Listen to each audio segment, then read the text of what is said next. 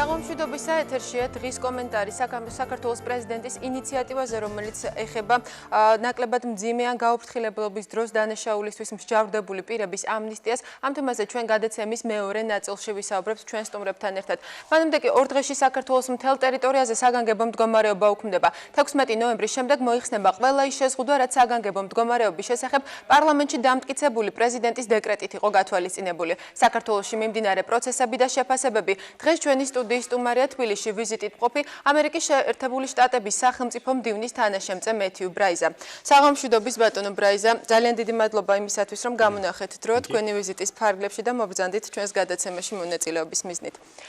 ბატონ ბრაიზა, საქართველოში საგანგებო მდგომარეობა უქმდება და იწყება უკვე არჩევნებისთვის, პრეზიდენტის რიგარეში არჩევნებისთვის სამზადისი. რა რეკომენდაციებს თავაზობთ თქვენ საქართველოს ხელისუფლებას იმისთვის, რომ პოლიტიკური სტაბილურობა შენარჩუნდეს და არჩევნები სამართლიანად ჩატარდეს?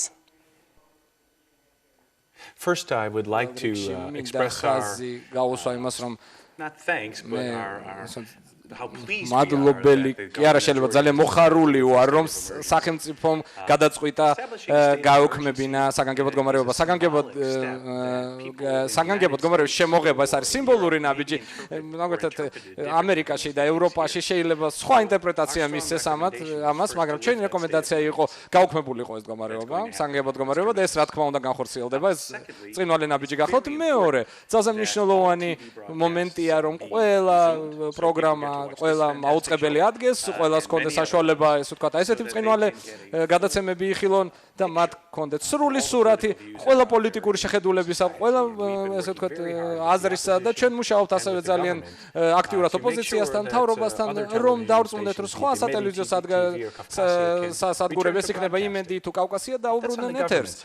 ეს ამას ხოთ თავრობას და ოპოზიციის თვალსაზრისით ჩვენ რეკომენდაციებს ვაძლევთ ყველა ოპოზიციურ ლიდერებს კონსტრუქციული პოზიცია დაიკავონ, რომ ეძებონ გზები, რომ გაუმჯობესდეს საქართველოში არსებული დემოკრატიული სისტემა კონსტიტუციის ფარგლებში. გაუქმდა ეს და როცა გორს კი გაუქმდება, ესე ვთქვათ დემონსტრაციები, ესე ვთქვათ თუ განხორციელდა, ესე ვთქვათ კანონის ფარგლებში იყოს. ეს ყველაფერი ეს არის დემოკრატიის ნაწილი და ორივე მხარეს მოუწოდებ 5 იანვრის არჩევნების შედეგების მიღებას. თქვენ ვიზიტის ფარგლებში ისიც აღნიშნეთ, რომ თქვენი ვიზიტის ერთ-ერთი მთავარი მიზანია ქვეყანაში კვლავ გაგრძელდეს დემოკრატიული კურსი. როგორ ფიქრობთ, საქართველოში ბოლო დროინდელმა მოვლენებმა ერთგვარად შეაფერხა თუ არა ეს კურსი?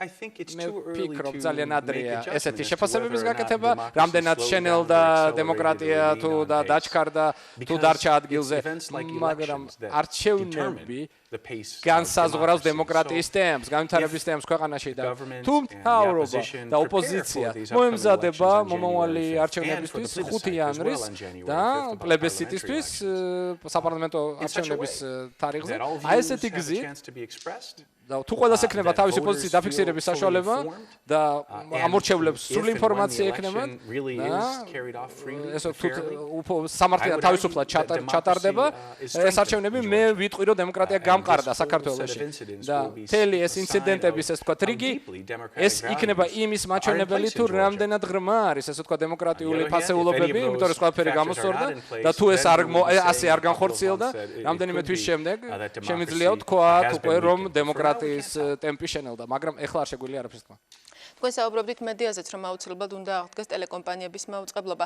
დასავლეთის ექსპერტების მხრიდან, საერთაშორისო ორგანიზაციების წარმომადგენლების მხრიდან საგანგებო მდგომარეობის გამოცხადების პერიოდში მედიაზე დაწესებულ შეზღუდვებს მოჰყვა კრიტიკა, სხვადასხვა გვარი შეფასებები. თქვენი შეფასებები როგორია იმ შეზღუდვებზე, რაც ამ მდგომარეობის გამოცხადების შემდეგ დაწესდა?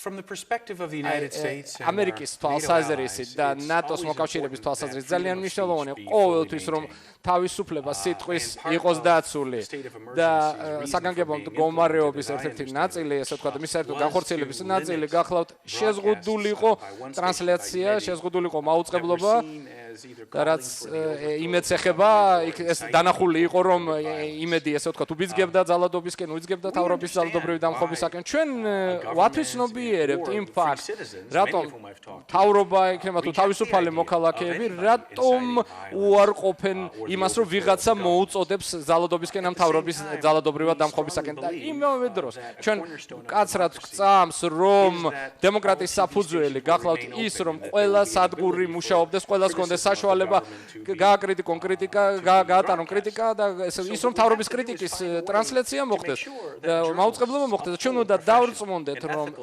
ჟურნალისტები იცავენ ეთიკურ და პროფესიულ სტანდარტებს და ეს ქვეყნის თვის იქნება კარგი, ეს დემოკრატიის განვითარების იქნება, რა თქმა უნდა, თავისუფალი სიტყვის შეზღუდვის გარეშე. ამერიკაში ჩვენ გვწამს, რომ თავისუფალი სიტყვა არის დემოკრატიის საფუძველი, მაგრამ ასევე ჩვენ გვწამს ის, რომ არსებობს საზღვრები ამ თავისუფალი სიტყვის. თუ აი ამან შეიძლება მოუტანო ზიანი ინდივიდუუმებს, ქვეყანას და ბალანსის გამონახვა გახლავთ ძალიან რთული და ძალიან კომპლექსური საკითხი და დემოკრატიაში, ისეთ ახალგაზრდა დემოკრატიაში და განვითარებულ დემოკრატიაში, როგორც საქართველოში, როცა ხედავთ კაცრი ზომების გატარებას, როგორც არის ტელევიზიის დახურვა, ჩვენ წუხილს გამოვხატავთ. ჩვენ წუხილს გამოვხატავთ იმასთან დაკავშირებით, რომ დემოკრატიული ღირებულებები, როგორც თავისუფალი სიტყვა არ არის ჯერ კიდევ გამჯდარი საქართველოს პოლიტიკურ სისტემაში ღრმად, ფესვები არაა გადმული და ყველა ის შეშფოთება. ესე ვთქვათ, რა თქმა უნდა, გაიქარწყლება, როგორც კი დაუბრუნდება ეთერს რადიოსადგურები და ტელესადგურები და წარმატებით ჩატარდება არჩევნები. თქვენგან დღევანდელ შემაჯამებულ პრესკონფერენციაზე ერთგვარი რეკომენდაციის სახითაც იყო ესეთი განცხადება, რომ შეიქმნას მედია საბჭო. როგორ ფიქრობთ, რამდენად გაამართლებს ეს სტრუქტურა საქართველოში? შეიძლება საკმაოდ ეფექტური იყოს, თუმცა ზუსტად ახლა ვერ ვიცინას არ მეტყოლებთ ამას. შეთავაზება, რომელიც იყო ამერიკისა და ევროკავშირის მხრიდან გაკეთებული, რაღაც რომ შეიქმნას ორგანიზაცია ან დაინიშნოს ესე ვთქვათ პიროვნება, ან ეს ორგანიზაცია უნდა იყოს ძალიან მცირე, რომ ჩვენ სწრაფად ვიმუშაოთ, რაღაც სტრუქტურა, რომელიც თავის აზრს გამოაქვეყნეს. ეს იქნება ეთიკასთან დაკავშირებით, მორალთან დაკავშირებით, პოლიტიკური სამართლებრივი მხოლოდ ეთიკასთან დაკავშირებული თვალსაზრისი იქნება გამოთქმული ამ ორგანიზაციის მიერ, რომ რამდენად ესა თუ ის ტრანსლაცია იყო სამართლიანი, ან ასე თუ ამა თუ იმ გზით შელახა პროფესიული სტანდარტები. ჩვენ გვწამს, რომ ეს შეიძლება გაკეთდეს, თუ ჩვენ აღმოჩნდეთ ვინმე გამოჩენილ დაუმოკიდებელ პიროვნებას, თორსად ევროპელს მაგალითად, რომელმაც გაიარა ესეთი დემოკრატიული გარდამავალი პერიოდი, რომელსაც საქართველოს გადის ახლა. მე მაგალითად ვიცნობ ხალხს პოლონეთიდან, ესე ვთქვათ, რომელიც ჩემი საყვარელი ქვეყანაა, იმიტომ რომ წარმომავლობით ჩემი წინაპრები პოლონეთიდან არის, ასევე საქართველოს ძალიან მიყვარს და იმიტომ რომ ისინი სერიოზული გამოცდილების ადამიანები არიან, ვინც აფუძნებდნენ გაზეთებს, ესე იგი თავისუფალ გარემოში, მაგრამ ისეთ გარემოში, სადაც არსებობდა სერიოზული პოლიტიკური წინააღმდეგობა და ბრძოლა. ჩვენ შეგვიძლია ვინმე ესეთი აღმოჩენს, შეიძლება იყოს პოლონეთიდან, ჩეხიიდან, შეიძლება სლოვაკეთის წარმომადგენელი გახდეთ, ბევრი ადგილიდან ევროპაში, რომელიც ჩამოვა საქართველოში, იმუშაობს საქართველოში, დააკვირდება იმას თუ რაც ხდება, რას ამბობს მასმედია და გააკეთებს თავის დასკვნებს, რამდენად ეს სამართლიანია თუ არა, მათ მიერ გამოთქმული აზრები. ჩვენ საუბრობდით იმ შეზღუდვებზე, რაც მოყვა საქართველოში საგანგებო მდგომარეობის გამოცხადებად. მოდით გავიხსენოთ ის მოვლენები, რასაც უკვე საგანგებო მდგომარეობის გამოცხადება მოყვა.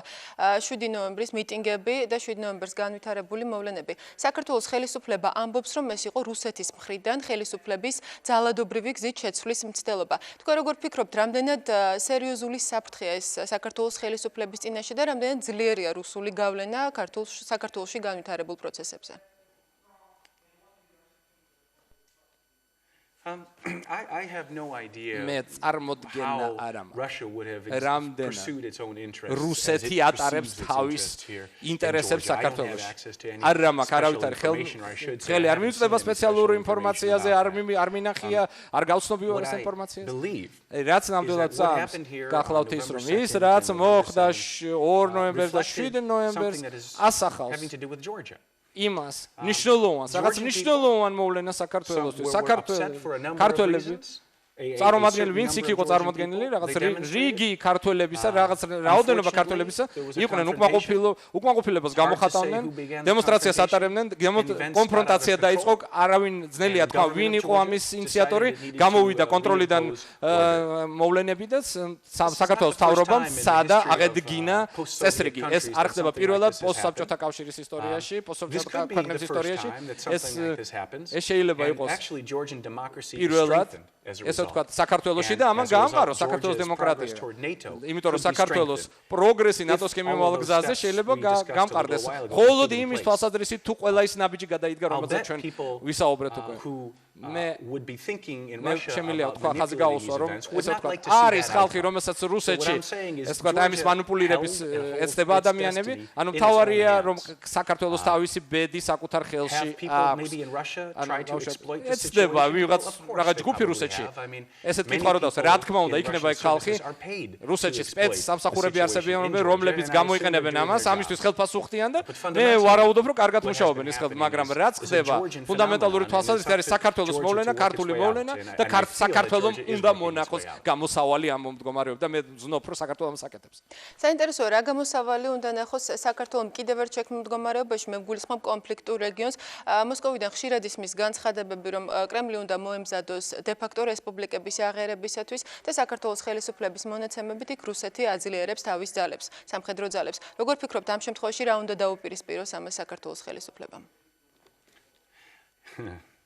I'm hesitant to offer advice to the ძალიან ძნელია სუვერენულ მთავრობას აძლიო და მისცე რაღაც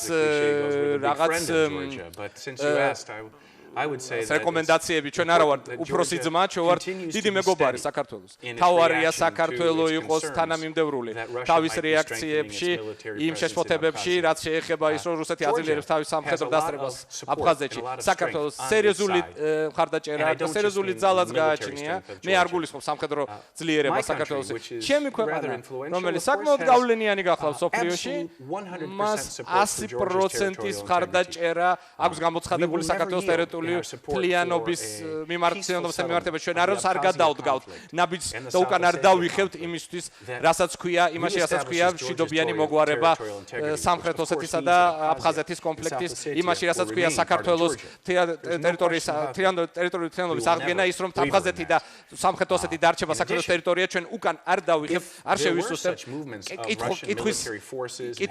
კითხვის ნიშანი აქ არის მის მაგრამ თუ რუსეთი დაიწყებს ძიმე შეარაღების შეყვანას აფხაზეთში ეს აღნიშნავს სერიოზულ დარღვევას ევროპაში ჩვეულებრივი შეარაღების ხელშეკრულებისა.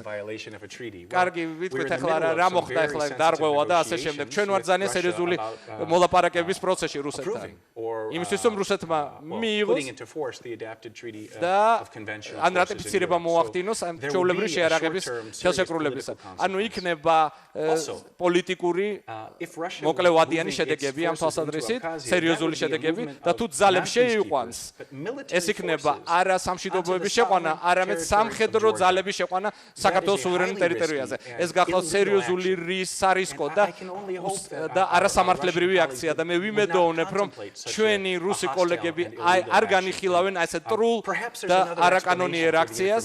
შეიძლება რაღაც სხვა ინტერპრეტაციაც მივცეთ იმ ინფორმაციას, რომელიც საქართველოს გააჩნია უფრო ესე ვთქვათ, მშვიდობიანი სცენარის თვალსაზრისით, მაგრამ ჯერჯერობით კვლავ არ ვიცნობ სიტუაციას.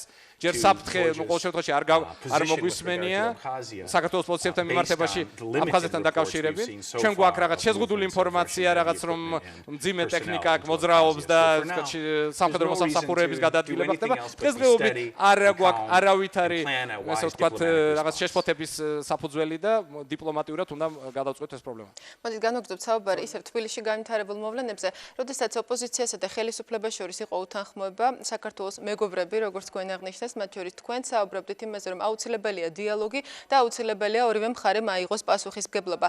უკვე რამდენიმე დღეა უმრავლეს საპარლამენტო უმრავლესობასა და ოპოზიციას შორის სადაო საკითხებზე მიმდინარეობს კონსულტაციები და როგორც ჩანს მხარეები შეთანხმებასაც აღწევენ. თქვენ როგორ ფიქრობთ, ხომ არ დაგვიანდა ეს დიალოგი და რამდენად თანაბრად ინაწილებს ორივე მხარე ამ შემთხვევაში პასუხისმგებლობას? თქვენ იმყოფებით რამდენიმე დღეა თბილისში და შესაძლებლობა გაქვთ ამ პროცესებს დააკვირდეთ. Yeah, well now it's essential that this dialogue ძალიან მნიშვნელოვანია რომ ეს ზემოთაღნიშნული დიალოგი გაგრძელდეს. ჩვენ ჩვენ მივესალმებით იმ კონსტრუქციულ როლს, რომელსაც ქალბატონი თავმჯდომარე ქალბატონი ბურჯანაძე თამაშობს, ბატონი პატრიარქის როლსაც მივესალმებით.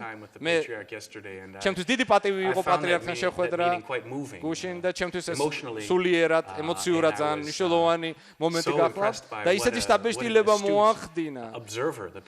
პატრიარქის გამჭრიახობა, მისმა ანალიზმა პოლიტიკური და ეკონომიკური სიტუაციის აფხაზეთის პრობლემისა. ამაზე ჩემზე სერიოზული სტაბილიზება მოახდინა, ესეთი სახის კონსტრუქციული დიალოგი უნდა გაგრძელდეს. ჩვენ ასევე მივესალმებით იმ ოპოზიციურ ლიდერებს, ვისაც გააჩნიათ, ვინც აქტიურად მონაწილეობდა და მონაწილეობს ამ მოლაპარაკებებში. ძალიან მნიშვნელოვანი გახლავთ, რომ ეს მოლაპარაკებები კონსტრუქციული ადამიანების მიერ წარმოებდეს ორივე მხარეს.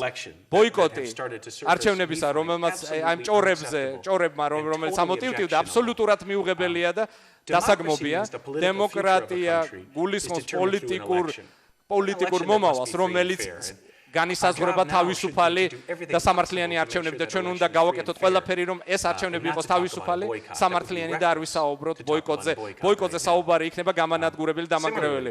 მსგავსად ამისა, ჩვენ ვაკვირდებით იმას, რომ საქართველოს მთავრობამ გადადგა უკვე ბევრი ნაბიჯი ოპოზიციის მიმართულებით, იმისთვის რომ უპასუხოს ოპოზიციის მოთხოვნებს, ეს არის საარჩევნო კოდექსის ცვლილებები, საკმაოდ პოზიტიური განვითარება გახლავთ და ჩემი, ესე ვთქვათ, მოგზაურებული თვალსაზრისით, მას უნდა ოპოზიცია მას უპასუხოს და იმოძრაოს მთავრობის მიმართულებით და მონახოს კომპრომისი, ესკალაცია მოთხოვნებისთვის. ეს არ არის ახლა ვთქვათ, დღესაც ეგ არ უნდა იდგეს რიტორიკა, რომელიც ასევე ძაბო სიტუაციას არ უნდა იყოს მნიშვნელოვანი. ახლა ორივე მხარემ უნდა ეცადოს, რომ ის მექანიზმები დანერგონ, რამე თუ თავისუფალი, უფრო თავისუფალი და უფრო სამართლიანი იყოს ეს არჩევნები ვიდრე ყველა საქართველოს ისტორიაში. და კიდევ ერთი საკითხი, საქართველოს ხელისუფლების წარმომადგენლები მიიჩნევენ, რომ ამ ბოლო დროს განვითარებულმა მოვლენებმა მეტნაკლებად ზიანი მიაყენა ქვეყნის იმიჯს საერთაშორისო არენაზე. ასევე გაჩნდა კითხვები ბუქარესტში დაგეგმილ სამიტთან დაკავშირებით, განსაკუთრებით ნატოს გენერალური მდივნის გამოხმაურების შემდეგ, რომ საქართველოს შესაძლო პრობლემები შეექმნას ნატოში გაწევრიანების მორიგ ეტაპზე გადასვლასთან დაკავშირებით. თქვენ როგორ ფიქრობთ, რამდენად სერიოზული ზიანი მიედგა საქართველოს იმიჯს და რა შანსები აქვს ქვეყანას ბუქარესტის სამიტზე? Yeah, somebody who cares so much about Georgia, it's painful for me to admit that Georgia's reputation has been damaged by ძალიან მტკივნეულია ჩემთვის, როგორც საქართველოს მეგობრისთვის იმის ხაზის გასმა, რომ საქართველოს რეპუტაციას მიადგა ლაქა, ეს არის საგანგებო მდგომარეობა, შეზღუდვა, ასე ვთქვათ, მაუწყებლობის, მაგრამ ესევე ეს მოხდა ოპოზიციის არაკონსტრუქციული მდგომარეობით, ზოგჯერ ეს ხდებოდა, მაგრამ სიტუაცია უმჯობესდება, მე ამას ვზნობ, ჩემი ვიზიტის ფარგლებში და არ მინდა რაღაც უფრო ძალიან მაღალი მოლოდინი შევქმნა, რომ თქვა, რომ ყველაფერი უღრუბლოა ამ ქვეყანაში და ასე შემდეგ, მაგრამ თუ ეს სული ერთმანეთთან დაახლოების, როგორც ბატონმა პატრიარქმა აღნიშნა, რომ მშვიდობის მაჩვენებელი გამოჩნდება საქართველოს პოლიტიკაში, თუ ეს ტენდენცია გაგრძელდა, თუ ჩვენ დავინახავთ, რომ საარჩევნო მექანიზმები, ეს ვთქვათ, ამუშავდა, შეიცვალა კოდექსი, საარჩევნო კოდექსი და უზრუნველყოფილი იქნება, რომ ეს იქნება სამართლიანი და თავისუფალი არჩევნები, მე ვიმედოვნებ, რომ ყველა ჩვენი მოკავშირე ნატოში დაეთანხმება, შევხედოთ, კიდევ ერთხელ გავაანალიზოთ საქართველოს გაწევრიანების გეგმა, მაპი და ჩემი ქვეყნის პოლიტიკა გახლავთ. ჩვენ გვწამს და გვჯერა, რომ ნებისმიერი ქვეყანა, ევროპული ქვეყანა, როგორც საქართველოა, რომელიც ასრულებს ნატოს კრიტერიუმებს, სამხედრო თვალსაზრისით და დემოკრატიის მშენებლობის თვალსაზრისით, მას უნდა მიეცეს გაწევრიანების საშუალება. სამხედრო თვალსაზრისით საქართველოს სერიოზულ პროგრესს მიაღწია, ესე ვთქვათ, ახორციელებს თავდაცვის რეფორმებს, ბატონი მინისტრი კეზერაშვილისა და მისი მოადგილის ბატონ ქუთელიას ხელმძღვანელობით, მუდამ ეს გუნდი, ესე ვთქვათ, ჩადის ბრიუსელში, საუბრობს ნატოსთან. ჩვენი შტატი რომელიც ნატოში მუშაობს საბეჭდილება მასზე სერიოზულ საბეჭდილებას ახდენს ეს ვიზიტები მეორე საკითხი გახლავთ დემოკრატიული რეფორმები როგორც უკვე მოგახსენეთ დასაწყისში ძალიან ადრეული ეტაპია იმის სათქმელად რამდენად ეს მოვლენები შეასუსტებს თუ გააძლიერებს საქართველოს დემოკრატიას თუ ჩვენ შევთანხმდებით რომ 5 იანვარს ესე ვთქვათ გამყარდება დემოკრატია ესე სამართლიანი არჩევნებით ეს მხოლოდ გაუმჯობესებს საქართველოს გაწევრიანების შანსებს და უკანასკნელი საკითხი გახლავთ ბუქარესტი არ არის რაღაც საბოლოო ვადა ნატოს ალიანსმა შეიძლება მაპი გაწევრიანების გეგმა შესთავაზოს ნებისმიერ დროს ბრიუსელში ბუქარესტი გახლავთ სიმბოლური მოვლენა სიმბოლური ღონისძიება შეიძლება 1 5 6 თვის შემდეგ შეუძლია ნატომ შესთავაზოს წევრობის კანდიდატობის გეგმა საქართველოს და აქ არ არის ესე ვთქვათ რაღაც შეშფოთების საგანი ეს საქართველოს ძალიან ბევრი მეგობარი ყავს ნატოს ალიანსში ანუ საქართველოს უნდა განახორციელოს და გააგრძელოს რეფორმების კეთება და განხორციელება და ყველაფერი ამას მოყვება ბუნებრივად ძალიან დიდი მადლობა მადლობას მოგახსენებთ კიდევ ერთხელ რომ ვიზიტის ფარგლებში დრო გამონახეთ ჩვენს გადაცემაში მონაწილეობისათვის დიდი მადლობა ჩვენი სტუდიის სტუმარი გახდათ ამერიკის შეერთებული შტატების სახელმწიფო მდივნის თანაშემწე მეთიუ ბრაიზა ჩვენ კი განვაგრძობთ გადაცემას ამნისტია იმ მსჯავრდებულების რომლებიც არაძალადობრივი დანაშაულის ჩადენისთვის იხდიან სასჯელს საქართველოს პრეზიდენტის ინიციატივა როგორც მიხეილ სააკაშვილი ამბობს კანონიერი ქურდებისა და ორგანიზებული დანაშაულის წინააღმდეგ ბრძოლა წარმატებით მიმდინარეობს ამიტომ ხელისუფლება ვალდებულია არაძალადობრივი და გაუფრთხილებელი დანაშაულის ბრალდებით მსჯავრდებულებს კიდევ ერთი შანსი მისცეს დაგველოდეთ რამდენიმე წუთში ჩვენი სტუმრები ნიკა გვარამია ლევან ბეჟაშვილი გუგული მაღრაძე იქნებიან პირდაპირ ეთერში ვართ პირდაპირ ჩართვა გენერალური პროკურატურიდან დღის კომენტარის შეკითხვებს უპასუხებს გენერალური პროკურორის მოადგილე ნიკა გვარამია საღამომშვიდობის ბატონო ნიკა საღამომშვიდობის ბატონო ნიკა პრეზიდენტის დღევანდელი ინიციატივა თუ შეიძლება განგვიმარტოთ რას ითვალისწინებს ეს ინიციატივა და რა პროცედურები იქნება ამისთვის საჭირო პრეზიდენტის დღევანდელი ინიციატივა ითვალისწინებს მე არ ვარ ესე იგი ამ ინიციატივის უпростоრად მე არ შემიძლია გითხრათ ამ ინიციატივის დასრულებული სახის შესახებ, იმიტომ რომ ეს ინიციატივა ჯერჯერობით გამოთქმულია სიტყვიერად, თუმცა პირდაპირ გეტყვით რომ ჩვენი ორგანო როგორც ერთ-ერთი მნიშვნელოვანი ნაწილი სისხლის სამართლებრივი პოლიტიკის განხორციელების ჯაჭვში მუშაობს ბუნებრივია ამ ინიციატივაზე და ეს ინიციატივა ითვალისწინებს ამნისტირებას მთელი რიგი მუხლებისა ძირითადად ეს ეხება ნაკლებად მძიმე დანაშაულებს მათ შორის არის ეკონომიკური ტიპის დანაშაულებიც სამხედრო ტიპის დანაშაულებიც რომელიც თქვათ განსაკუთრებით მნიშვნელოვანი არ არის და სიმძიმით არ გამოირჩევა დაახლოებით 50-ზე მეტი მუხლზეა საუბარი და ამნისტია ჩვენი გაქრობით შეიძლება შეეხოს 3000-მდე ადამიანს. ეს არ ნიშნავს იმას, რომ 3000-ზე ადამიანი კონკრეტული მუხლები არის ეს და რა დანაშაულები. მე ჯერჯერობით ამას ვერ დაგიზუსტებთ, მე გითხარით გვარეობითი ნიშანი უკვე ძირითადი აქცენტი იქნება გაუფრთხილებელ დანაშაულებზე, ნაკლებად მძიმე დანაშაულებზე, აქ იქნება როგორც უკვე გითხარით ეკონომიკური დანაშაულები, შესაძლებელია სამხედრო დანაშაულებიც. და საუბარი არის იმაზე რომ ეს ამნისტია შეეხოს 3000 ადამიანს როგორც უკვე მოგახსენეთ, მაგრამ ეს არ ნიშნავს იმას რომ 3000-ვე ადამიანი იმ დღესვე გამოვა გარეთ. ძირითადად ასე ვთქვათ გათვალისწინებული იქნება სრული ამნისტირება კონკრეტული პირებისა, მაგრამ იქნება ასევე გათვალისწინებული სასჯელის განახევრება ცალკეული პირებისთვის. თუმცა მე აქვე გეტყვით რომ სრული ამნისტირების პირობებში შეიძლება ადამიანი გარეთ ვერ გამოვიდეს, გამომდინარე იქიდან რომ მას შეიძლება სხვა დანაშაულებისთვისაც ედებოდეს იმავდროულად ბრალი, თუმცა მოაკლდება ის ოდენობა წლებისა, რომელიც იმ მუხლისთვის აქვს შეფარდებული, რომლის ამნისტირებაც მოხდა, მაგრამ პირველადი მონაცემებით როგორც ახლა ჩვენ ასე ვთქვათ პირველადი ანალიზი ჩავატარეთ, საკმაოდ შრომატევადი პროცესია და ხანგრძლივი, დაახლოებით 1000 ადამიანი გამოვა გარეთ. ამას აქვს გარკვეული ასე ვთქვათ სოციალური და პოლიტიკური წანამძღვრები, როგორც უკვე მოისმინეთ პრეზიდენტის გამოსვლაში და ბუნებრივია ამის უფლება პოლიტიკური ხელისუფლების შტოებს, ორივე შტოს აქვს. პრეზიდენტი ამას ახორციელებს როგორც საკანონმდებლო ინიციატივის ერთ-ერთი სუბიექტი, მაგრამ საბოლოო გადაწყვეტილებას თავისთავად ცხადია იღებს საქართველოს პარლამენტი. ჩვენ უბრალოდ ამ პროცესში ჩართულები ვართ როგორც საკონსულტაციო ასე ვთქვათ უწყება, რომელსაც გარკვეული შეხება გააჩნია აღნიშნულ სფეროსთან, უბრალოდ ძალიან მნიშვნელოვანი და მჭიდრო შეხება გააჩნია ამ სფეროსთან და ბუნებრივია ჩვენი აზრი როგორც პრეზიდენტისთვის, ასევე საკანონმდებლო ორგანოსთვის საინტერესო იქნება და ალბათ მნიშვნელოვანი და გასათვალისწინებელიც.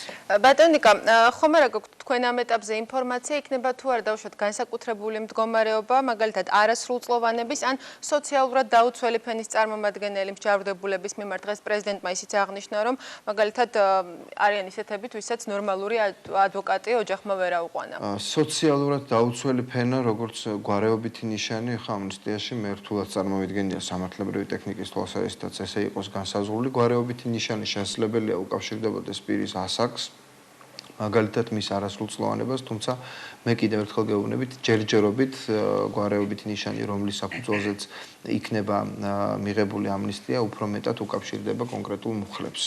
და სხვა გვარეობით ნიშანზე ჯერჯერობით საუბარი არ არის, თუმცა არ არის გამორიცხული, რომ რაღაც გადაწყვეტილებამდე მივიდეთ. მაგრამ კიდევ ერთხელ გიმეორებთ, სოციალურად შეჭირვებული ფენისადმი კუთვნილება, როგორც გვარეობითი ნიშანი, პრაქტიკულად წარმოუდგენელი არის ამის დადგენა სამართლებრივი ტექნიკის თვალსაზრისით. არ ვიცი ხა პარლამენტი ამას როგორ გადაწყვეტს და როგორი ტიპის ინიციატივა იქნება, თუმცა ჩვენ შეიძლება აქცენტი გავაკეთოთ იმ დანაშაულებზე, სადაც მაღალია ალბათობა, რომ მათი გამომწვევი მიზეზი არის სოციალური შეჭირვება. აი ამ ფორმით შეიძლება გათვალისწინებულ იქნეს ის პრობლემა, რომელზეც საუბრობდა პრეზიდენტი და რომელზეც თქვენ საუბრობთ, მაგრამ არა იმ ფორმით, რომ იქ ჩავწეროთ პირდაპირ, ვისაც სოციალური შეჭირვების გამო აქვს ჩადენილი დანაშაული, ის იქნეს ამნისტირებული. ეს წარმოუდგენელია სამართლებრივად. ბატონო ნიკა, თქვენ აღნიშნეთ, რომ დაახლოებით 1000-მდე ადამიანი შეიძლება გამოვიდეს გარეთ. დღეს პრეზიდენტმა ისიც აღნიშნა, რომ ძალადობრივი დანაშაულის კლება შეინიშნება ორგანიზებულ დანაშაულთან ბრძოლის მიმდინარეობის შედეგად. რა მონაცემებია ამ არაძალადობრივ დანაშაულზე კლება, მატება, თქვენ თუ გაქვთ ამ ძალიან სერიოზული კლებაა ძალადობრივ დანაშაულთან დაკავშირებით, საკუთრების წინააღმდეგ მიმართულ დანაშაულთან დაკავშირებით და პრაქტიკულად დანაშაულის დინამიკა შესამჩნევად იკლებს ეს ხდება მიუხედავად იმისა, რომ აბსოლუტურად ზუსტი და ადეკვატურია სტატისტიკა განსხვავებით წინა წლებისგან. რატო ამბობ ამას? აბსოლუტურად ზუსტი და ადეკვატური სტატისტიკის პირობებში ბუნებრივია პირველ წლებში მოხდა ძალიან სერიოზული ზრდა დანაშაულებრივებისა და ეს განპირობებული იყო არა იმით, რომ დამნაშავეობის ფონი გამწვავდა, არამედ იმით, რომ ყველა ფაქტის ასახვა ხდებოდა და კანონიერი და სამართლებრივი რეგულირება ამ ფაქტებზე. ეს ასე ვთქვათ ტენდენცია შენარჩუნებულია და ამ ტენდენციის პირობებში წლევანდელი წელი ნამდვილად არის გამორჩეული ორგანიზებული დანაშაული. არის ძალიან სერიოზულად ასე ვთქვათ შევიწროებული და შეიძლება ითქვას რომ პირველი ნაბიჯები მისი საბოლოო დამარცხებისთვის რამდენადაც ეს შესაძლებელია გონივრულობის ფარგლებში გადადგმულია ძალადობრივი დანაშაულები რომელთა ასე ვთქვათ გამოძიების ასე ვთქვათ ტექნიკა ოპერატიული ტექნიკა საკმაოდ რთულია ასევე საკუთრების წინააღმდეგ მიმართული დანაშაულები ძალიან სერიოზულად იკლებს ეს უნდა მივაწეროთ იმას, რომ ძალიან გაიზარდა მე ყოველ შემთხვევაში შეიძლება სუბიექტური ვარ, როცა ამას ვაცხადებ, მაგრამ ვაცხადებ აბსოლუტურად გულწრფელად და დარწმუნებული ვარ ამაში, ძალიან გაიზარდა შესაბამისი ოპერატიული თანამშრომლების და პროკურორების კვალიფიკაცია ამ მიმართულებით. ძალიან დიდი მადლობა ბატონო ნიკა, გმადლობთ გადაცემაში მონაწილეობისათვის. დღის კომენტარი შეკითხოს პირდაპირ ეთერში გენერალური პროკურორის მოადგილე ნიკა გვარამია პასუხობდა. ჩვენ კი განვაგრძობთ გადაცემას, ჩვენი სტუდიის სტუმრები არიან პარლამენტის იურიდიული კომიტეტის თავმჯდომარე ლევან ბეჟაშვილი, პარლამენტის წევრი გუგული მაღრაძე, საღამოშვიდობის ქალბატონო გუგული, ბატონო ლევან. პრეზიდენტის ინიციატივა, რაზეც საუბრობდით ბატონ ნიკასთან, მოდით დავიწყოთ შეფასებით, თქვენ როგორ შეფასებდით ბატონ ლევან და რატომ დადგა ამ ეტაპზე საჭირო ასეთი ინიციატივით გამოსვლა? საჭიროება აუცილებლობასთან დაკავშირებით ბატონმა ნიკამაც ისაუბრა. მეც ორი ოდესტვით აღვნიშნავ, ჩვენ მთელი ამ წლების განმავლობაში სახელმწიფო ატარებდა საკმაოდ კაცისხლის სამართლებრივ პოლიტიკას და ამ კაცისხლის სამართლებრივ პოლიტიკას ქონდა თავისი სოციალური დასაბუთება აუცილებლობა. ჩვენ თუ გავიხსენებთ 3 წლის წინანდელ პერიოდს, რა მდგომარეობა იყო კრიმინალური თვალსაზრისით, საზოგადოებრივი დაკვეთა ხელისუფლებისადმი, ეს იყო კანონის უზენაესობის უზრუნველყოფა, სასჯელის გარდაუვალობის პრინციპის ამოქმედება. ჩვენ კარგად გვახსოვს თუ როგორ ძვინვარებდა ქვეყანაში ქურდული სამყარო, ორგანიზებული დანაშაული, ყველა ეს პრობლემა უცილობელ გადაჭრას მოითხოვდა სახელმწიფოს მხრიდან. აქედან გამომდინარე მიღებული იქნა მთელი რიგი კანონებისა, რომელთაც პრაქტიკულად უზრუნველყოფს ორგანიზებული დანაშაულის წინააღმდეგ, ქურდული სამყაროს წინააღმდეგ, რეგეტული დაჯგუფებების წინააღმდეგ საკმაოდ აქტიური ბრძოლას. უახლახანს ჩვენ მივიღეთ ნარკოტიკული დანაშაულებების წინააღმდეგ კანონი, რომელმაც პრაქტიკულად უნდა უზრუნველყოს ამ სფეროში მეტნაკლებად წესრიგის დამკვიდრება, ვინაიდან ნარკოტიკული დანაშაული ქვეყნის სენად გადაიქცა. მაგრამ იმავდროულად ასეთი მკაცრი სიხლისამართლებრივი პოლიტიკისა არის ცალკეული დანაშაულობები, რომლებიც არ გამოირჩევა საზოგადოებრივი საშიშროების მაღალი ხარისხით და ბუნებრივია ამ შემთხვევაში სახელმწიფოს აქვს უფლება და ნებაც ეხლა უკვე პოლიტიკური ნება, რომ აი ეს ვთქვათ შედარებით ნაკლებად ძიმე დანაშაულებებისათვის გაატაროს შედარებით შერბილებული სიხლისამართლებრივი პოლიტიკა და სწორედ ამნისტიაც იგრძნობა ასეთი პოლიტიკის გატარების საშუალებას. კაპიტან გუგული, თქვენ შეფასება ამ ინიციატივის და დღეს რატომ გახდა საჭირო ამ მასშტაბის ამნისტია, ბრძოლა ორგანიზებული დანაშაულის წინააღმდეგ შედეგიანია თქვენ შეფასებით? მადლობთ უპირველესად ყოვლისა, მინდა აღნიშნო, რომ მე დღეს ჩამოვედი თბილისში და ბევრი ის უსიამოვნო მოვლენების ფონზე, რაც საქართველოში ხდებოდა, ჩვენთვის ეს საკმაოდ სასიამოვნო მოსასმენი იყო, რომ ესეთი ინიციატივა და ესე იგი ადამიანები, რომლებიც შედარებით ნაკლებად მძიმე დანაშაულისთვის იხდიან სასჯელს, შესაძლებლობა ექნება დაუბრუნდეთ მათ ოჯახს და ეს არის ძალიან დიდი რამ ადამიანებისთვის ყოველი დღე გატარებული მოგეხსენებათ. ძალიან რთულია ყველანაირად ფსიქოლოგიურადაც ოჯახისთვის და ასე რომ ისასალმებელია და ძალიან კარგია რომ ახლა დეკრიმინალიზაცია თუ თანდათანობით მოხდება ჩვენ კანონმდებლობაში მე ამას ყოველთვის დამერწმუნება ბატონი ლევანი ყოველთვის მივესალმებოდი ამ ღონისძიებას იმიტომ რომ მაინც მიმაჩნია რომ არსებობს ცხადია დამნაშავე უნდა დაესაჯოს მაგრამ ძალიან მკაცრი კანონები უკვე ადამიანები ვეღარ ასრულებენ ხშირად იმდანაც მკაცრია ეს კანონი და ძალიან მკაცრი კანონი ხშირად იწვევს იმას რომ ადამიანს ყველა ადამიანი შეიძლება ასე თუ ისე რაღაც დამნაშავე იყოს და ამიტომ ადამიანს აქვს უკვე კანონის დარღვევის მიმართ შეგუებითი დამოკიდებულება. ამიტომ ძალიან მკაცრად უნდა გამოვყოთ რა არის ის ძალიან აუცილებელი რითაც ადამიანი უნდა დაისაჯოს უფრო მკაცრად და შედარებით ესე იგი და ეს და გარდა ამისა ჩვენ ხშირად შეუსაბამობებიც გქონდა ხოლმე ახლა ამას მოგეხსენებათ ზოგჯერ უფრო მძიმე დანაშაულისთვის უფრო მცირე იყო ხოლმე სასჯელი სამწუხაროდ და ძალიან ადამიანები იყვნენ სხვადასხვა არავინ არ არის გასასამართლებელი დანაშაულის ჩადენისთვის მაგრამ მაინც აი შესაბამისობა რომ მცირე და მსუბუქი დანაშაულისთვის უფრო ამიტომ ეს არის ამნისტიის ინიციატივა რამდენადაც ამნისტია იცით რა ახლა ყველა იცით არა იცით რა შეხა კანონში სხვათა შორის მე რამდენადაც ვიცი ლევანი დამეთანხმება ჩვენ გვაქვს კანონი იმის შესახებ რომ როდესაც დანაშაული არის ძალიან მსუბუქი თუ კი მსჯავრდებული კარგად იქცევა ნახევარს ასე ვთქვათ პირობითად ადრე შეიძლება გამოვიდეს. რომ ესე იგი უფრო შედარებით ნაკლებად მძიმე დანაშაულისთვის 1/13 აუცილებელი და მძიმე დანაშაულისთვის 3/4, ხო? მაგრამ სამწუხაროდ ეს ნორმა თითქმის არ მუშაობდა ძალიან იშვიათად და ამიტომ ახლა ამ ნორმას რო ემუშავა, მაშინ ამნისტია ალბათ უფრო ბევრ ხალხს შეხვდებოდა, მაგრამ ყველა შემთხვევაში ეს არის ძალიან კარგი და ძალიან მისასალმებელი. ხა ცხადია, ყველა დიდ ქვეყანაში ხდება ეს განსაკუთრებით წინასაარჩევნო პერიოდში და ამას აქვს თავისი გამართლებაც და ეს ხა ჩვენთან მცირე პატარა ქვეყანაში უფრო შეიძლება დაუკავშირო არჩევნებს, მაგრამ ნებისმიერ შემთხვევაში რაც კარგი გაკეთდება, ყოველთვის ძალიან მისასალმებელია. ამიტომ მე მიმაჩნია რომ ეს მე ჩემი გამოცდილებიდან მახსოვს 80-იან წლებში ჩვენ გადაცემა მიგვყავდა ტელევიზიაში და პირველად გავაკეთეთ ავჭალის კანონიდან 25 არასრულწლოვანი გამოუშვით და ძალიან ესეთი საზეიმოდ გადავეცით იმ ორგანიზაციებს და სხვა და ეს ადამიანები მთელი დაახლოებით 10 წლის განმავლობაში მირეკავდნენ და მეუბნებოდნენ რამდენად კარგად აეწყო მათი ცხოვრება, ცოლიშვილი და სხვა ეს იყო ბედნიერება ამ ადამიანებისთვის, ამ ახალგაზრდებისთვის და ამიტომ მიმაჩნია რომ ასეთი ტიპის ამინისტიები ეს არ უნდა ეს ჯობს გვიან ვიდრე არასდროს ესე იგი ეს უნდა იყოს ხოლმე, უნდა გადახედოს სახელმწიფომ ყოველთვის აი ვინ არიან ის ადამიანები, ვინც ციხეში არიან და თუ შესაძლებლობა ეს იცით რაშია ეს არ არავინაირად შემთხვევაში არ დაამძიმებს სიტუაციას. პირიქით, ეს იქნება სამართლიანობის განცდა, რომ ის, ვინც მძიმე დანაშაული არის, ის მართლა უნდა იხდიდეს, როგორც საჭირო სასჯელს, მაგრამ ადამიანები ვართ და არსებობს გაუფრთხილებულობითი დანაშაული, არსებობს შედარებით სუბუგი დანაშაული და ამ ადამიანებს უნდა ქონდეს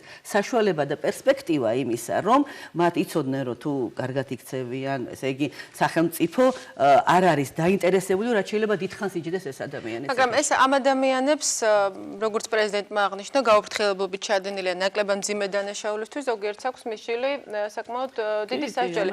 როგორ ფიქრობთ, მათი გამოშვების შემთხვევაში უფრო ხომ არ იქნება საფრთხეს, ხომ უფრო არ გამოიწვევს დაუშვათ საზოგადოებაში დანაშაულებრივი ფონის ზრდას, ბატონო ლევან? ჯერ თავიდან უნდა აღვნიშნოთ, რომ მარტო ამნისტიის აქტით ბუნებრივი არ შემოვიფარგლებით პრეზიდენტმა აღნიშნა და ჩვენც ვფიქრობთ, რომ მარტო ამნისტია ამ შემთხვევაში არ იქნება გამოსავალი, აქ მთელი კომპლექსური ღონისძიებები უნდა გადადეს, შესაძლებელია გამოყენებული იქნეს შეწყალების ინსტიტუტი, თქვენ მოგეხსენებათ, რომ პრეზიდენტს კონსტიტუციის შესაბამისად შეუძლია შეწყალების განხორციელება, აქედან გამომდინარე შეწყალების კომისიაც უფრო ქმედითად ამოქმედება და ამ პროცესში ჩაერთვება და ნაწილი მსჯავრდებულების განთავისუფლება მოხდება ამნისტიის შესახებ კანონით, ნაწილის პირადად თითოეული კონკრეტული საქმე იქნება შესწავლილი, თითოეული კონკრეტული მსჯავრდებულის საზოგადოებრივი საშიშროების ხარისხი იქნება შესწავლილი და აქედან გამომდინარე შეწყალების გადაწყვეტილებაც იქნება მიღებული. გარდა ამისა, ჩვენი კანონმდებლობა იცნობს პირობით ადამიანთა განთავისუფლების ინსტიტუტსაც და აქედან გამომდინარე ეს ინსტიტუტებიც ამოქმედება. გარდა ამისა, ერთი მინდა დავძინა ქალბატონ გუგული აღნიშნა, რომ წინასაარჩევნო პერიოდს ახასიათებს ხოლმე ეს.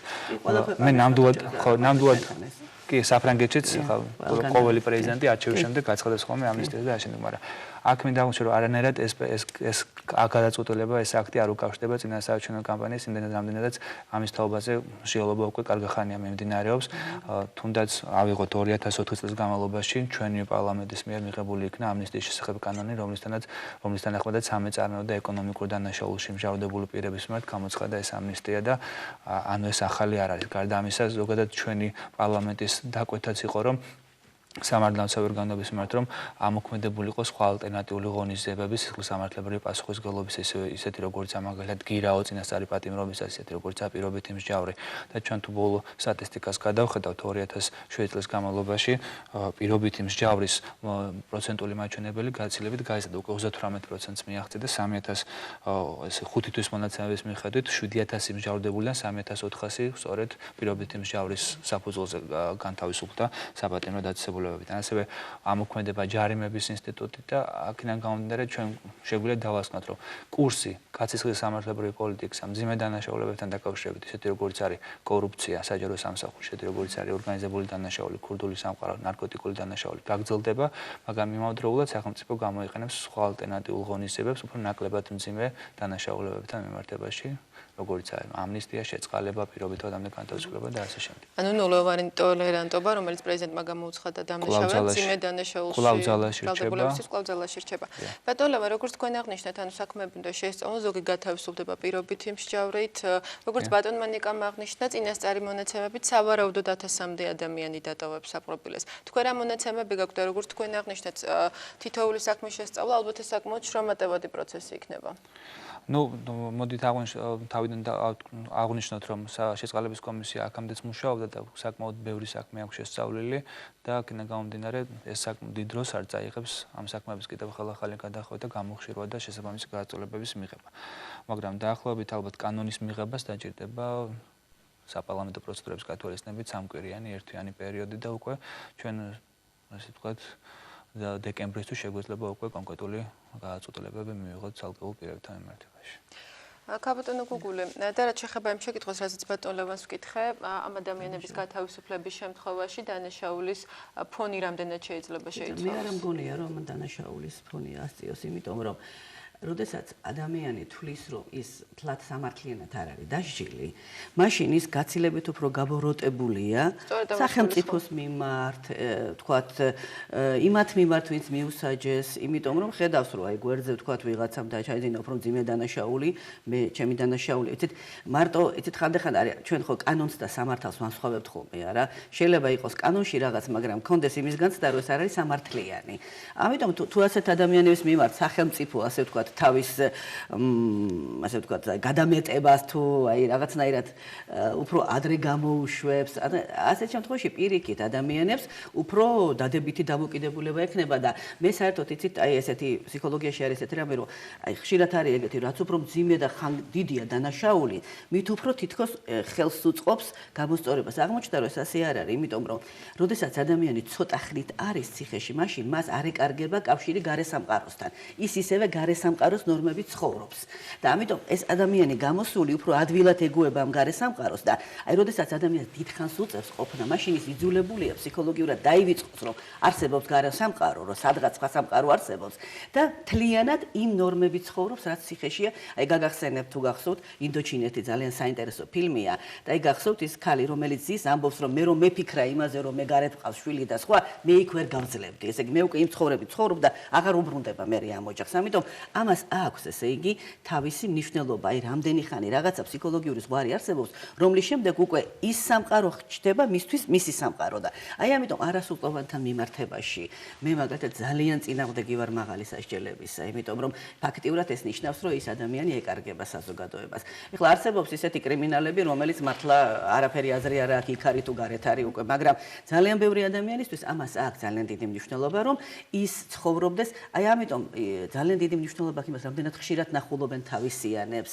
სწორედ ეს არის ის ასე ვთქვათ, აღზრდელობით იმ გაგებით, რომ გამოსწორების გზაზე უფრო დგას ადამიანი, როდესაც ხშირი კონტაქტი აქვს თავისიანებთან და სხვა. პრეზიდენტმაც აღნიშნა დღეს, რომ ამ ადამიანებისადმი მიდგომა უნდა იყოს სოციალურად მოქნილი. ანუ ეს ამნისტია იქნება თუ არა ერთგვარი სოციალური რეაბილიტაცია ამ ადამიანების? ხადია, იქნება, იმიტომ რომ ეს ადამიანი მართლა არც თulis შინაგანად ისეთ დამნაშავე თავს, რომ ამდენი ხანი იქ იყოს და ამიტომ ეს ნიშნავს იმას, რომ საზოგადოებაც აღიარა ეს და საშუალება მისცა, რომ ამ ადამიანისგან უკვე ნორმალური საზოგადოებრივი პიროვნება დადგეს. თორე მე აბსოლუტურად სერიოზულად გეუბნებით, დიდხანს ადამიანი იქ უკვე უფრო კრიმინალური სამყაროს კრიმინალური ახლა წევრი ხდება, ვიდრე ნორმალური საზოგადოების. ბატონო, ფსიქოლოგიურად სხვანაირად შეგუება გაუჭირდება იმ სიტუაციას. ერთად აღნიშნა, რომ ბუნებრივი ამნისტიის აქტის შემუშავებისას გათვალისწინებული იქნება თვითონ კონკრეტული დანაშაულის ჩადენის შედეგად რა ზიანი მიადგა სახელმწიფოს თუ კერძო ინტერესს და ბუნებრივია ესეც. და კიდევ ერთი ჩაგირთვებით რა იქნება გათვალისწინებული ერთგვარ შემამსუბუქებელ გარემოებად ამნისტიის პროცესში? არა, ამნისტიის შემამსუბუქებელი გარემოების გათვალისწინება საქმეებს გულისხმობ. როცა შეწყალების კანონმდებლობით დადგენილი არის ის კრიტერიუმები, რომელთაც უნდა აკმაყოფილებდეს შეწყალებას დაქვემდებარებული პირი. აქ ბუნებრივია სოციალური პირობების გათვალისწინება ხდება, ოჯახური მდგომარეობის გათვალისწინება ხდება, სხვა დამსახურებები ქვეყნის თუ საზოგადოების წინაშე და ასე შემდეგ. ასაკის ჯანმრთელობის მდგომარეობაც ბუნებრივია ეს ყველა კრიტერიუმები, რომლის საფუძველზეც ხდება ხოლმე შეწყალების დროს შესაბამის გააცოლებების მიღება და კანონმდებლობა ამას ლეგიტიმურად უშვებს. და კიდევ ერთი საქართველოს პრეზიდენტმა ამ ინიციატივის გაჟღერებისას ერთგვარად სქემა დაასახელა პრეზიდენტმა, ალბათ გახსოვთ თქვენც, რომ იყო ასე სქემა კანონიერი ქურდები, ორგანიზებული ქსელი, ქუჩის დანაშაული და როგორც პრეზიდენტმა თქვა, ორგანიზებულ დანაშაულთან ბრძოლა წარმატებით მიმდინარეობს და სწორედ ამიტომ უნდა შეიცვალოს დამოკიდებულება ეგრეთ წოდებულ ქვედა დანაშაულთან და მიმართებაში. როგორ ფიქრობთ ორგანიზებულ დანაშაულთან ბრძოლის წარმატებიდან გამომდინარე თქვენ როგორ აფასებთ, აღარ ახსებობს ანუ საფრთხე, რომ კვლავ გაიზარდოს ეს ეგრეთ წოდებული ქვედა დონის დანაშაული? ახლა ორგანიზებული დანაშაული ეს მართლა იმდენად მიდის ამის წინააღმდეგ ბრძოლა და ეს არის მართლა ძალიან სპეციფიკური სახე. ის ასე უცებ არ ხდება, რომ თქვათ ვიღაცას უცებ დანაშაული და ესე იგი ის რაღაცა მზადდება ეს დანაშაული სხვა, ამიტომ როდესაც სათანადო ორგანოები მუშაობენ, ორგანიზებული დანაშაულის მომზადება და განხორციელება ესეთი ადვილი არ არის. აქ უფრო საქმე არის იმაზე, როდესაც ერთი ადამიანი ორი ადამიანი რაღაცას ისეთიან და აი გაუფრთხილებით და ნუ შემთხვევითი თქვათ იქ რაღაც მოიპარა რამე ესეთი ტიპის დანაშაულზეა მაინც ლაპარაკი და ამიტომ ეხლა ეს ამათი გამოშვება თქვათ და მე მგონი არ არის ასე უშუალო დამოკიდებულებაში ნამდვილად ორგანიზებული დანაშაული, რომ იმას მაინც სხვა мотиваცია აქვს და სხვა ტიპის დანაშაულია ის და უფრო სხვა გინებავთ აი ესე ბჭყალებში პროფესიონალობასაც მოითხოვს, ვიდრე იმ ტიპის დანაშაული, რომელზეაც ამჟამად პრეზიდენტის ინიციატივა ვრცელდება.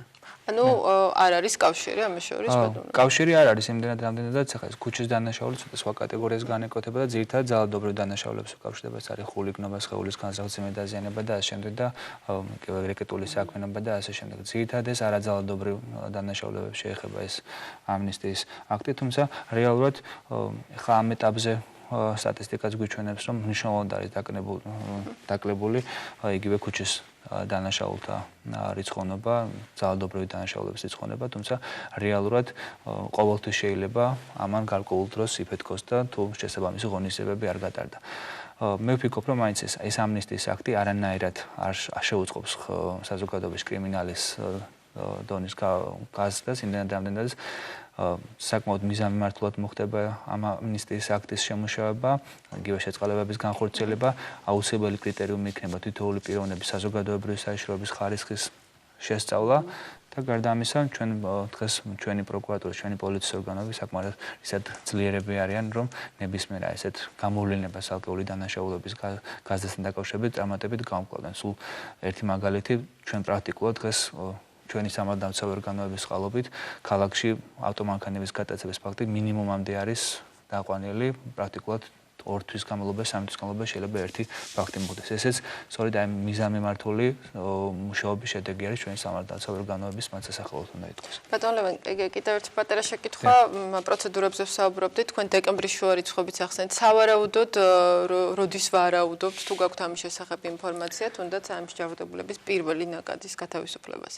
ნუ ხა კონკრეტულად თარიღების დასახელება ალბათ გამიჭირდება, მაგრამ ის რომ უახლოეს პერიოდში საკანონმდებლო ინიციატივა წარდგება პარლამენტში განსახილველად ამის გარანტიას ნამდვილად გაძლევთ, იმიტომ რომ საპარლამენტო სტრუქტურები, საქართველოს გენერალური პროკურატურა საკმაოდ აქტიურად მუშაობენ ამ მიმართებით, უკვე გავლილი ეტაპი, რაღაც ეტაპები გავლილი არის. აქამდეც იყო გარკვეული ნორმები შემუშავებული და მოხდება მათი საბოლოო სრულყოფა და პარლამენტში წარდგენა. ბატონ გუგული, თქვენ როგორ ჩანს, მაინც არჩევნებს უკავშირებთ? ნუ ალბათ ესეც ახლა ეს პრაქტიკაა და ამას ესე იგი ვერ გამოვრიცხავთ, მაგრამ მე მინდა ერთ რამეზე კიდე, რომ აი მე მინდა გავამახვილო კიდე პირობით სასჯელზე. პირობითი სასჯელი სხვათა შორის არის ადამიანის ქცევის, კონტროლის და გამოსწორების ერთ-ერთი კარგი საშუალება, იმიტომ რომ პირობითი სასჯელის დროს ადამიანი აკონტროლებს თავის ქცევას, იმიტომ რომ იცის რომ ამას მოყვება სათანადო შედეგი და ამის გამო გაცილებით უფრო უკეთესი შეიძლება გახდეს მისი ქცევა და მისი мотиваცია, ვიდრე ის იქნებოდა მაშინ თუ მას უკვე თქვა დააშავა, დავსაჯეთ, იმიტომ რომ მას ასეთ შემთხვევაში მოხსნილი აქვს თითქოს შინაგანი პასუხისმგებლობა, აი დავაშავე, დამსაჯეთ, მაგრამ პირობითი სასჯელი მას უფრო მეტად უბიძგებს გამოსწორებისკენ. ამიტომ მე მიმაჩნია, რომ პირობითი სასჯელი უფრო ფართოდ თუ იქნება გამოყენებული, ამით ციხეშიაც უფრო მეტი ადგილი არ დაგჭირდება იმდენი ადგილი, ეხლა რომ ამბობ, რომ იქ ძალიან რთული სიტუაცია მოგეხსენებათ ადგილი არ ყოფნით და გარდა ამისა პიროვნებისთვისაც ეს გაცილებით უფრო უკეთესია ოჯახთან კონტაქტსაც ინარჩუნებს და გამოსწორების გზაზეც უფრო ადვილად დგას. ბატონ ლევან, ხომ არ იყო ერთ-ერთი მიზეზი, თქვენ როგორ ფიქრობთ, სწორედ ციხეებში არსებული მდგომარეობა?